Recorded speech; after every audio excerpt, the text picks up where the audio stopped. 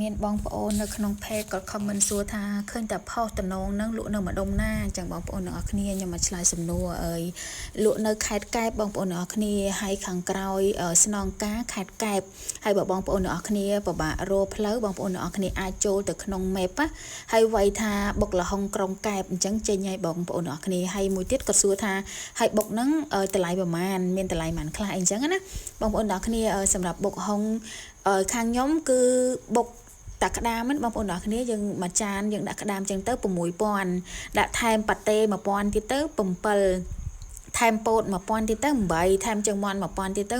9 ហើយបុកចំបងប្អូនទាំងអស់គ្នាចង់បុក 10000 ក៏បានអញ្ចឹងអាហ្នឹងមានក្តាមពោតប៉ាតេជើងមាន់ 9000 ហើយបើចង់ថែមដាក់បកាឆៅទៀតមានពោតប៉ាតេជើងមាន់បកាឆៅចានធំអញ្ចឹងមួយចាន 14000 បងប្អូនទាំងអស់គ្នាហើយអាហ្នឹងតម្លៃទូទៅណាបងប្អូនទាំងអស់គ្នាហើយសម្រាប់នេះដោយភ្ញៀវគាត់កំងមួយចាននេះអញ្ចឹងចានធំអញ្ចឹងគឺ 14000 ប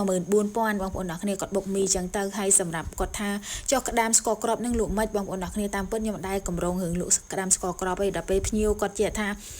ចុះក្តាមហ្នឹងបើគាត់សុំចែកបានអត់គាត់ចង់យកទៅហូបឬមួយក៏យកទៅគាត់ថាហូបអីជាមួយតែជាក់អីចឹងណាហើយណាមួយទៀតគាត់ថាចង់បុកលហុងខ្លួនឯងអីចឹងគាត់អត់បានមកឆ្ងាយអីចឹងទៅអញ្ចឹងចែកឲ្យគាត់បានអត់បងប្អូនអ្នកគ្នាអញ្ចឹងក៏នឹកឃើញថាធ្វើរឿងច្រើនដែរក៏ចែកឲ្យគាត់អញ្ចឹងបងប្អូនអ្នកគ្នាខាងខ្ញុំចែកលក់1គីឡូ 30000 បងប្អូនអ្នកគ្នាសម្រាប់ក្តាមភ្លាហើយយើងទុកបុកលហុងហ្នឹងបងប្អូនអ្នកគ្នា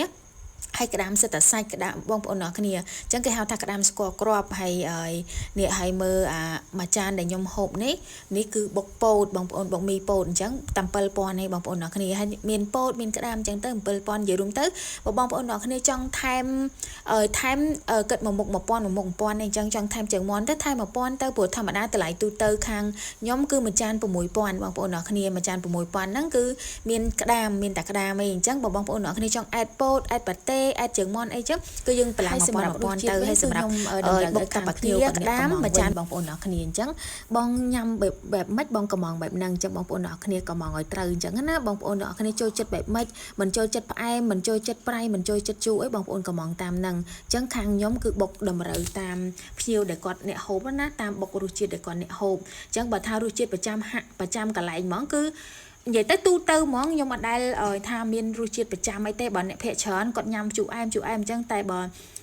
អ្នកដែលគាត់ភ្ញៀវដែលគាត់ធ្លាប់មកហូបគឺខ្ញុំតែងតែសួររសជាតិគាត់អញ្ចឹងព្រោះថាមានភ្ញៀវជាច្រើនដែលគាត់ហូបខុសគ្នាអញ្ចឹងណាអញ្ចឹង